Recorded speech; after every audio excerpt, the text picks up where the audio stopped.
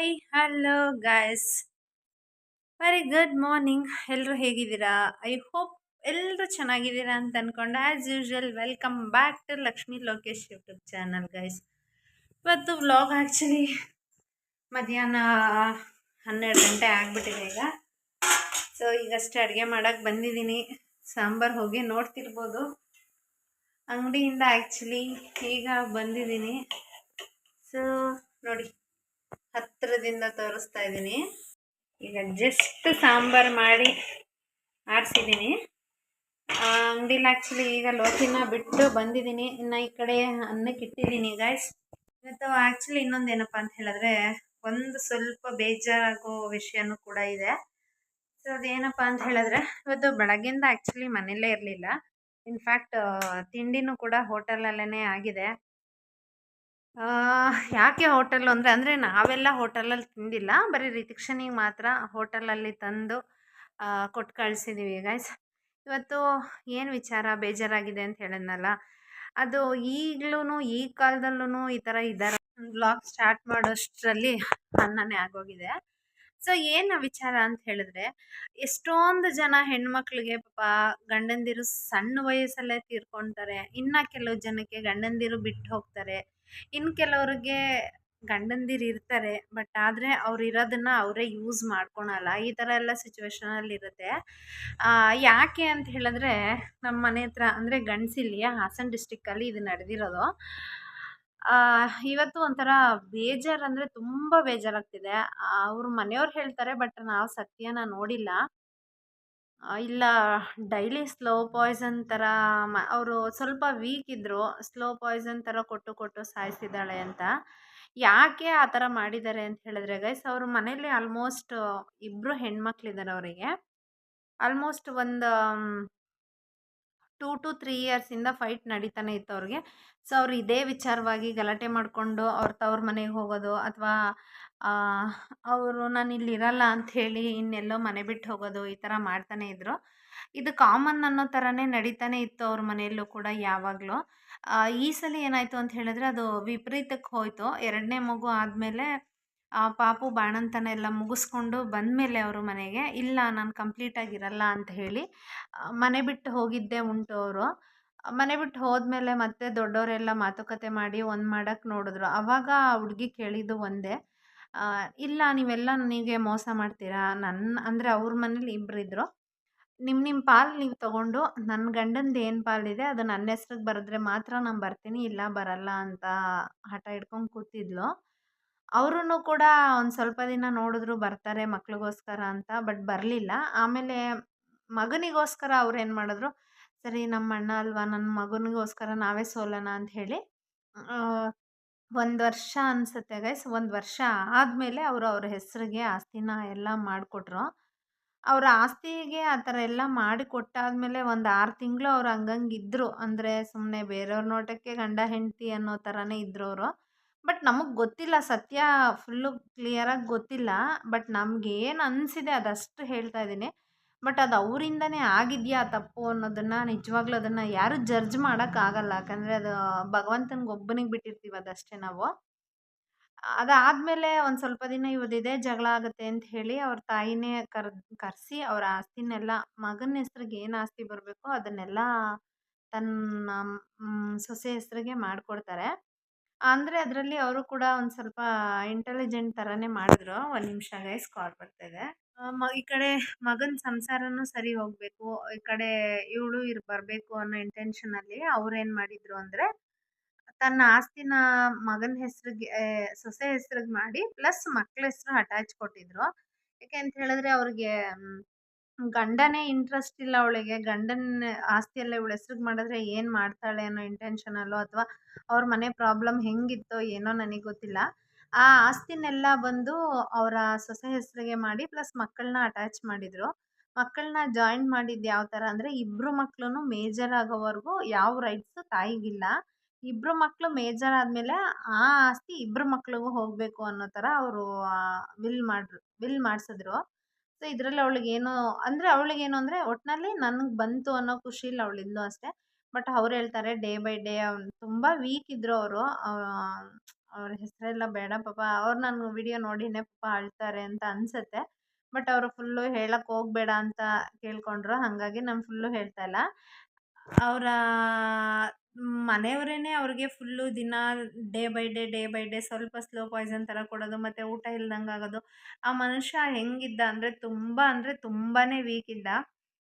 ಯಾವ ಥರ ಅಂದರೆ ಅವ್ರಿಗೆ ಒಂದು 40 ವರ್ಷ 45 ವರ್ಷ ಅನ್ನೋ ಥರನೇ ಇರಲಿಲ್ಲ. ಒಂದು 11 ವರ್ಷದ ಹುಡುಗ ಯಾವ ಸೈಜ್ ಇರ್ತಾನೆ ಆ ಸೈಜ್ ಇರ್ತಾರೆ. ನೀವೇ ಇಮ್ಯಾಜ್ ಮಾಡ್ಕೊಳ್ಳಿ ಅದು ಯಾವ ಸೈಜಲ್ಲಿ ಇರ್ತಾನೆ ಅಂತ. ನೀವು ನಾನು ಹೇಳ್ದಂಗೆ ಅದು ಒಂದು ಇಮ್ಯಾಜ್ ಮಾಡ್ಕೊಳ್ಳಿ ನೀವೇ, ಅವ್ನು ಯಾವ ಸೈಜ್ ಇರ್ತಾರೆ ಅವ ಅಂಕಲ್ಲು ಅಂತ ಹೇಳಿ.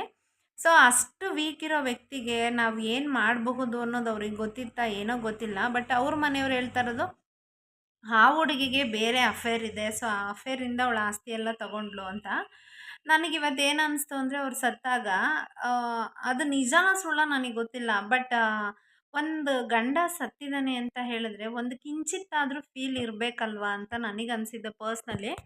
ಸೊ ಅದು ಸರಿನಾ ತಪ್ಪಾ ಅನ್ನೋದನ್ನು ನನಗೆ ಕಮೆಂಟಲ್ಲಿ ತಿಳಿಸಿ ನೀವು.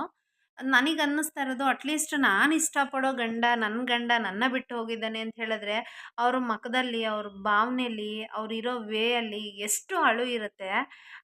ಒಂದು ಇಬ್ಬರು ಹೆಣ್ಮಕ್ಳು ಅಂದರೆ ಆ ಮಕ್ಕಳನ್ನ ಇಟ್ಕೊಂಡು ಇನ್ಯಾರು ನನ್ನ ಮಕ್ಕಳಿಗೆ ತಂದೆ ಅನ್ನೋದು ನನಗಂತೂ ಒಂದು 4 ಆಣಿಯಷ್ಟು ಕಾಣಿಸ್ಲಿಲ್ಲ. ನಾನು ಹೋಗಿ ನೋಡಬೇಕು ಅಂತ ಹೋದಾಗ ಏನು ಅನ್ಕೊಳ್ತಾರೋ, ಫಸ್ಟ್ ಇದ್ದಿದ್ದು ಅಕ್ಕಪಕ್ಕದವ್ರ ಮನೆ ಮುಂದೆ ಯಾವ ಥರ ಹೋಗಬೇಕು, ಮಕ್ಕಳನ್ನ ಕಳಿಸಿ ಬಂದಿದ್ದಾಳೆ ಇವಳು ಅಂತ ಅನ್ಕೊಳ್ತಾರೆ ಅನ್ನೋ ಗಿಲ್ಟು ಆ್ಯಕ್ಚುಲಿ ನಮ್ಮನ್ನು ಕಾಡ್ತಿತ್ತು. ಯಾಕೆ ಅಂತ ಹೇಳಿದ್ರೆ ರಿತಿಕ್ಷನ್ನೆಲ್ಲ ರಜಾ ಮಾಡಿಸಿ ಈಗ ಎಕ್ಸಾಮ್ಸ್ ಇರೋದ್ರಿಂದ ಅದಾಗಲ್ಲ ಅಂಥೇಳಿ ಅವಳನ್ನ ಕಳಿಸ್ಬಿಟ್ಟು ಹೋಗಿದ್ದು ನಾನು ಸ್ಕೂಲಿಗೆ. ಸೊ ಅವ್ರನ್ನ ಕಳಿಸ್ಬಿಟ್ಟು ಬಂದಿದ್ದಾಳೆ ಅನ್ನೋ ಗಿಲ್ಟ್ ಇರುತ್ತೆ ಅಂತ ನಾನು ಅಂದ್ಕೊಂಡು ಅಲ್ಲಿ ಹೋದರೆ, ನಾನು ಹೋದಾಗ ನೀವು ಯಾರೂ ನಂಬಲ್ಲ ಗೈಸ್. ಸೋಫಾ ಮೇಲೆ ಕುತ್ಕೊಂಡಿರ್ತಾಳೆ ಆ ಹೆಂಡತಿ. ಸೋಫಾ ಮೇಲೆ ಕುತ್ಕೊಂಡು ವಾಟ್ಸಪ್ ಚಾಟ್ ಮಾಡ್ತಿದ್ದಾಳೆ. ಬಟ್ ಅದು ಬೇರೆ ಏನೇ ಆಗಿರ್ಬೋದು, ನನಗೆ ಗೊತ್ತಿಲ್ದಿರ ನಾನೇ ತಪ್ಪಾಗಿ ತಿಳ್ಕೊಂಡಿರ್ಬೋದು. ವಾಟ್ಸಪ್ಪಲ್ಲಿ ಮೆಸೇಜ್ ಮಾಡ್ತಿದ್ದಾರೆ ಯಾರಿಗೋ ಅನ್ನೋದು ಅದು ಸೆಕೆಂಡ್ರಿ ಆಗಿರ್ಬೋದು. ಬಟ್ ಇಲ್ಲ, ಗಂಡನೇ ಸತ್ತಿದ್ದಾನೆ ಅಂತಲೇ ಚಾಟ್ ಮಾಡ್ತಿರ್ಬೋದು. ನನ್ನ ಅನಿಸಿಕೆ ಪ್ರಕಾರ, ನನ್ನ ಆತ್ಮದ ಪ್ರಕಾರ, ತನ್ನ ಗಂಡ ನಿಜವಾಗ್ಲೂ ಇಷ್ಟಪಡೋನು ಸತ್ತಿದ್ದಾನೆ ಅಂದರೆ ಯಾರೂ ಆ ಟೈಮಲ್ಲಿ ಚಾಟ್ ಮಾಡಲ್ಲ. ಅವಳ ಕಣ್ಣಲ್ಲಿ ಒಂದೇ ಒಂದು ಹನಿ ಕಣ್ಣೀರು ಬರ್ತಾ ಇಲ್ಲ. ಆ 2 ಮಕ್ಕಳು ಅಳ್ತಾ ಇದ್ದಾರೆ. ಬಟ್ ಅವ್ರ ಮಕ್ಳಿಗೆ ನಿಜವಾಗ್ಲೂ ನಮ್ಮ ತಂದೆ ಇನ್ನು ಬರಲ್ಲ, ನಮ್ಮ ತಂದೆ ಇನ್ನು ಸತ್ತಿದ್ದಾರೆ, ಈ ಥರದ್ದು ಯಾವುದೂ ಅವಳಿಗೆ ಕಾಣಿಸ್ತಾನೆ ಇಲ್ಲ. ಮಕ್ಳಿಗೆ ಗೊತ್ತೇ ಇಲ್ಲ. ಬಟ್ ಆದರೂ ಅವಳ ಅಜ್ಜಿ ತಮ್ಮ ಅಳ್ತಿದ್ದಾರೆ ಅನ್ನೋ ಕಾರಣಕ್ಕೆ ಅವ್ರು ಅಳ್ತಿದ್ದಾರೆ. ಈ ಕಡೆ ಅಣ್ಣ ಸತ್ತ ಅಂತ ತಮ್ಮ ಅಳ್ತಿದ್ದಾನೆ, ಮಗ ಸತ್ತ ಅಂತ ತಾಯಿ ಅಳ್ತಿದ್ದಾಳೆ. ಬಟ್ ನನಗೆ ಯಾಕೋ ಹೆಂಡ್ತಿ ಅಳ್ತಿರೋದು, ಅಳ್ತಾನೆ ಇಲ್ದಿರೋದು, ಅದು ಏನು ಕಾರಣ ಅಂತಲೇ ಗೊತ್ತಾಗ್ತಿಲ್ಲ. ಸರಿ ಅಂತಲೂ ಅನ್ನಿಸ್ಲಿಲ್ಲ ನನಗೆ. ಅವ್ರು ನಾನು ಅನ್ನೋದು, ಅವ್ರಿಗೆ ಇಷ್ಟ ಇಲ್ಲ ಅಂದರೂ ಅಟ್ಲೀಸ್ಟ್ ಆ ಮಕ ಇನ್ನು ಸಿಗಲ್ಲ ನನಗೆ ಅನ್ನೋದಕ್ಕಾದರೂ ಅವ್ರು ಅಳ್ಬೋದಿತ್ತಲ್ವಾ? ಯಾಕೆ ಅಳಲಿಲ್ಲ ಅವ್ರಿಗೆ? ಅಂದರೆ ಗಂಡನೇ ಇಷ್ಟ ಇರಲಿಲ್ವಾ? ಆಸ್ತಿ ಇಂಪಾರ್ಟೆಂಟ್ ಆಗಿತ್ತಾ ಅಂತ ನನಗನ್ಸುತ್ತೆ. ಈ ಥರ ಯಾರೋ ಒಬ್ಬರು ಮಾಡೋದಕ್ಕೆ ಎಲ್ಲ ಹೆಣ್ಮಕ್ಳಿಗೂ ಕೂಡ ಸಾಮಾನ್ಯ ಅದು ಗಂಡಸ್ರಿಗೆ ಬಂದೇ ಬಂದ್ಬಿಡತ್ತೆ. ಅವಳು ಆ ತಪ್ಪು ಮಾಡಿದ್ದಾಳೆ, ನೆಕ್ಸ್ಟ್ ನನ್ನ ಹೆಂಡತಿ ಇದೇ ಥರ ಆಸ್ತಿಗೋಸ್ಕರ ಬರ್ತಾಳೇನೋ, ಅಥವಾ ನನ್ನ ಹೆಂಡ್ತಿಗೂ ಈ ಥರ ಅಫೇರ್ ಇರುತ್ತೇನೋ, ಪ್ರತಿ ಒಂದು ಗಂಡಸು ಮೈಂಡಲ್ಲೂ ಅದು ಬಂದ್ಬಿಡುತ್ತೆ. ಯಾರೋ ಒಬ್ಬರು ಮಾಡೋ ತಪ್ಪಿಗೆ ಎಲ್ಲ ಹೆಣ್ಮಕ್ಳಿಗೂ ಕೆಟ್ಟ ಹೆಸರು ಬರುತ್ತೆ. ನನಗೆ ಯಾಕೋ ಅದು ಅವ್ರು ಮಾಡಿದ್ದು ಸರಿ ಅಂತ ಅನಿಸ್ಲಿಲ್ಲ. ಅವ್ರ ಕಣ್ಣಲ್ಲಿ ಇನ್ನೊಂದು ಏನು ಅನಿಸ್ತು ಅಂದರೆ, ಜನ ನೋಡ್ತಿರ್ತಾರೆ, ಜನದಕ್ಕೋಸ್ಕರ ಆದರೂ ನಾನು ಅಳೋಣ ಅನ್ನೋ ಫೀಲೇ ಕಾಣಿಸ್ಲಿಲ್ಲ ಗೈಸ್. ಈ ಥರ ಇವಾಗ ನಾವು ಹೆಂಗೆ ಕೂತಿದ್ದೇವೋ ಈ ಥರ ನಾರ್ಮಲಾಗಿ ಕೂತ್ಕೊಂಡ್ರು. ಯಾವಾಗ ಸತ್ತೋದ್ರು? ನೆನ್ನೆ ನೈಟು. ಏನಾಗಿತ್ತು? ಗೊತ್ತಿಲ್ಲ. ಎಷ್ಟೊತ್ತಿಗೆ ಸತ್ತರು? ಯಾರಿಗೆ ಗೊತ್ತು? ನಾನು ಅಡುಗೆ ಮಾಡ್ತಿದ್ದೆ. ಈ ಥರ ರಿಪ್ಲೈ ಕೊಟ್ಟರು ಅಂದರೆ ನೀವೇ ಇಮ್ಯಾಜ್ ಮಾಡ್ಕೊಳ್ಳಿ ಅವ್ರು ಯಾವ ಥರ ಇರ್ತಾರೆ ಅಂದರೆ. ಈ ಥರ ರಿಪ್ಲೈ ಕೊಟ್ಟವ್ರಿಗೆ ನೀವು ಏನು ಅಂತೀರಾ ಅನ್ನೋದನ್ನು ಕೊಡಿ. ಆವಾಗ ಅನಿಸುತ್ತೆ, ಅವಾಗ ಅವ್ರು ಹೇಳ್ತಾ ಇರೋದೇ ಸತ್ಯ ಅಂತ. ಬಟ್ ನಾನೊಂದು ಹೆಣ್ಣಾಗಿ ಒಂದು ಹೆಣ್ಣು ಬಗ್ಗೆ ಗೊತ್ತಿಲ್ದಿರ ಮಾತಾಡಬಾರ್ದು ಅಂತ ನಾನು ಸುಮ್ಮನಿದ್ದೀನಿ. ಬಟ್ ಸಿಚುವೇಶನ್ಸ್ ಎಲ್ಲ ನೋಡಿದ್ರೆ ಅವರು ಅದು ಏನೇ ಆಗಿರ್ಬೋದು, ಬಟ್ ನಡ್ಕೊಂಡಿದ್ದ ರೀತಿ ಅಂತೂ ನನಗಂತೂ ಸ್ವಲ್ಪನೂ ಇಷ್ಟ ಆಗಲಿಲ್ಲ. ಯಾಕೆ ಇವತ್ತು ಈ ವ್ಲಾಗ್ ಮಾಡ್ತಾಯಿದ್ದೀನಿ ಅಂದರೆ, ದಯವಿಟ್ಟು ಆಸ್ತಿಗೋಸ್ಕರ ಯಾರೂ ಗಂಡ ಅಂತಲೇ ಅಲ್ಲ, ತಂದೆ ತಾಯಿನಾಗಿರ್ಬೋದು ಅಥವಾ ಅಕ್ಕ ತಂಗಿದಿರನ್ನಾಗಿರ್ಬೋದು, ಆಸ್ತಿಲಿ ಯಾರನ್ನೂ ಇಂಟ್ರ್ಯಾಕ್ಟ್ ಮಾಡ್ಕೋಬೇಡಿ. ಆಸ್ತಿಯಿಂದನೇ ಫ್ಯಾಮಿಲಿ, ಆಸ್ತಿ ಇದ್ರೇ ಅವರು ಅನ್ನೋ ಒಂದು ಕೆಟ್ಟ ಮನಸ್ಥಿತಿ ಇದೆಯಲ್ಲ, ಅದನ್ನು ಬಿಟ್ಬಿಡಿ. ದಯವಿಟ್ಟು ಯಾರೂ ಅದನ್ನು ಫಾಲೋ ಮಾಡಬೇಡಿ. ನನಗಂತೂ ಸ್ವಲ್ಪ ಕೂಡ ಅದ್ರ ಬಗ್ಗೆ ಇಷ್ಟ ಆಗಲಿಲ್ಲ. ಎಷ್ಟೊಂದು ಜನ ಮಕ್ಕಳಿಗೆ ತಾಯಿ ಇಲ್ಲ ಅಂತ ಹೇಳ್ತಾರೆ. ಎಷ್ಟೊಂದು ಜನ ಮಕ್ಕಳಿಗೆ ತಂದೆ ಇಲ್ಲ ಅಂತಾರೆ. ಈ ಕಡೆ ಹೆಂಡತಿ ಇಲ್ಲ ಅನ್ನೋ ಗಂಡಂದಿರು ಎಷ್ಟೊಂದು ಜನ, ಗಂಡ ಇಲ್ಲ ಅಂತ ಅಳೋ ಹೆಂಡ್ತಿದಿರು ಎಷ್ಟೋ ಜನ. ಅಂಥದ್ರಲ್ಲಿ ಭಗವಂತ ಎಲ್ಲೋ ಕೆಲವ್ರಿಗೆ ಎಲ್ಲ ಕಷ್ಟ ಇದ್ರೂ ಎಲ್ಲ ಇರೋ ಸೌಭಾಗ್ಯ ಕೊಡೋದು ತುಂಬ ಕಡಿಮೆ. ಆ ಥರ ಸೌಭಾಗ್ಯ ಸಿಕ್ಕಿದಾಗ ನಿಮಗೆ ನೀವೇ ಕಳ್ಕೊಂಡಿದ್ದೀರ.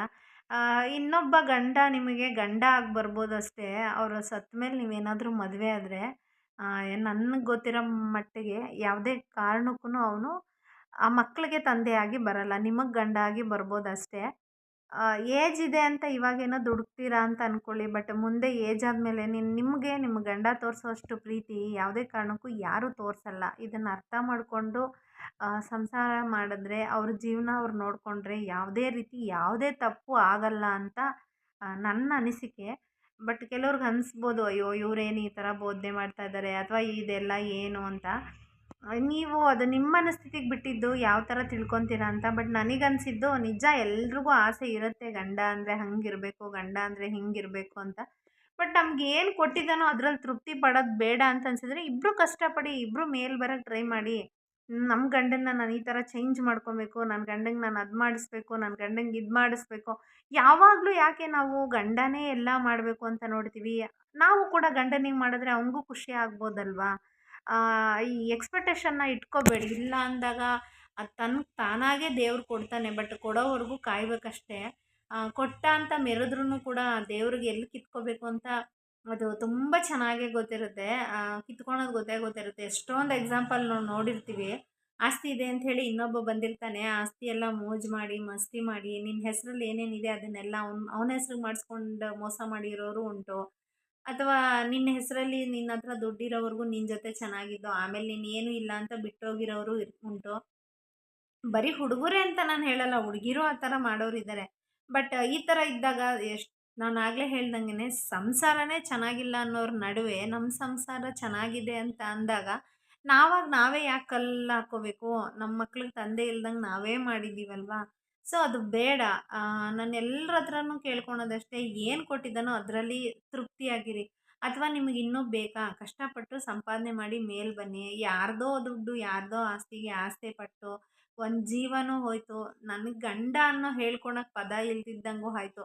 ನಿಮ್ಗೆ ಯಾರೇ ಇನ್ನೊಬ್ಬರು ಇರ್ಬೋದು, ಬಟ್ ನಿನ್ನ ಗಂಡ ಯಾರು ಅಂತ ಹೇಳಿದ್ರೆ ಅವನ ಹೆಸರೇ ಹೇಳೋದೇ ಹೊರತು ನಿಮ್ಗೆ ಇನ್ನೊಬ್ಬನ ಹೆಸರು ಹೇಳೋಕ್ಕೆ ಸಾಧ್ಯನೇ ಇಲ್ಲ. ಅದು ಒಂದು ತಿಳ್ಕೊಳ್ಳಿ ಯಾವಾಗಲೂ ಅಂತ ಹೇಳೋಕ್ಕೆ ಇಷ್ಟಪಡ್ತೀನಿ.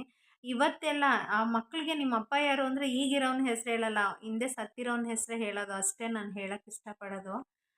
ಇದೊಂದು ನನಗೆ ಹೇಳಬೇಕು ಅಂತ ಅನ್ನಿಸ್ತು, ಹೇಳಿದ್ದೀನಿ. ತಿಳ್ಕೋಬೇಕು ಅಂತ ಅನಿಸಿದ್ರೆ ತಿಳ್ಕೊಳ್ಳಿ. ಇದರಿಂದ ಹರ್ಟ್ ಆಗಿದ್ದರೆ ಸಾರಿ ಕೇಳ್ತೀನಿ. ಬಟ್ ಹರ್ಟ್ ಮಾಡಬೇಕು ಅನ್ನೋ ಉದ್ದೇಶದಲ್ಲಿ ನಾನು ಈ ವ್ಲಾಗ್ ಮಾಡಿಲ್ಲ. ನಿಮ್ಗೆ ಗೊತ್ತಿಲ್ಲದೇನೋ ಮಾಡಿರೋ ತಪ್ಪಿಗೆ ಇವತ್ತು ಒಂದು ಅಮಾಯಕ ಜೀವ ಹೋಗಿದೆ. ಸೊ ಹಾಗಾಗಿ ವ್ಲಾಗ್ ಮಾಡಿದ್ದಷ್ಟೇ ನಾನು. ಇವತ್ತಿನ ವ್ಲಾಗ್ ಇಲ್ಲಿಗೆ ಮುಗಿಸ್ತೀನಿ. ನಾನು ಇದರಲ್ಲಿ ಯಾವುದೇ ರೀತಿ ಬೇರೆ ಏನೋ ಹೇಳೋಕ್ಕೆ ಇಷ್ಟಪಡಲ್ಲ. ಹಾಗೆ ಇದರಲ್ಲಿ ಬೇರೆ ಏನೇ ಮಾತಾಡಿದ್ರೂ ಕೂಡ ತಪ್ಪಾಗ್ಬಿಡುತ್ತೆ. ಸೊ ನೆಕ್ಸ್ಟ್ ವ್ಲಾಗಲ್ಲಿ ನಾನು ಮನೆ ವ್ಲಾಗ್ ಕಂಟಿನ್ಯೂ ಮಾಡ್ತೀನಿ ಅಂತ ಹೇಳ್ತಾ ಇವತ್ತಿನ ವ್ಲಾಗ್ ಇಲ್ಲಿಗೆ ಮುಗಿಸ್ತಾ ಇದ್ದೀನಿ. Thanks for watching guys.